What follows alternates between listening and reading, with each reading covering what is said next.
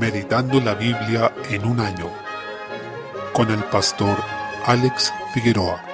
Día 13, mes 8, Nehemías capítulo 5. Desde el versículo 14, Nehemías se encontraba en la posición de gobernador. A pesar de eso, no se aprovechó del impuesto que existía para alimentar a quienes ejercían ese cargo. En esto, recordemos que los de Judá ya no tenían un gobierno propio, sino que estaban sometidos al gobierno del imperio persa, y los que estaban allí como autoridades sobre el pueblo eran delegados y acreedores de impuestos establecidos por dicho imperio. Nehemías rehusó recibir ese financiamiento con el fin de no oprimir a su pueblo, que ya estaba bastante aproblemado económicamente con el gran yugo financiero que les hacía pasar hambre y entregar a sus hijos a servidumbre para poder pagar deudas. Esto nos muestra también que aquellos que están en liderazgo deben poder tomar decisiones como esta, de no aprovecharse de ciertas situaciones, aunque sean legales, pero que puedan resultar opresivas o significar un problema sobre los que están bajo su liderazgo, recordando a la vez que todo esto no era una ley establecida por Dios, sino una medida del imperio persa. Capítulo 6. Cuando se estaba por terminar el muro, se intensificaron los ataques de los enemigos, quienes ahora escogieron la estrategia de las conspiraciones. Nehemías conocía la ley del Señor y los libros históricos, en donde había registros de conspiraciones como esta, donde se pedía hablar en privado, pero en realidad lo que se buscaba era matar a la víctima escogida, como por ejemplo lo hizo Joab, comandante de David, con Abner, el que había sido comandante de Saúl, a quien mató de esta forma, lo que podemos encontrar en 2 de Samuel capítulo 3. Por tanto, Nehemías se negó a esta invitación engañosa, argumentando que él tenía una gran obra por hacer. Esto también nos da un ejemplo de cuando estamos haciendo la obra del Señor y nos vamos a enfrentar con muchas tentaciones para dilatar la obra y no hacer nuestro trabajo en el momento,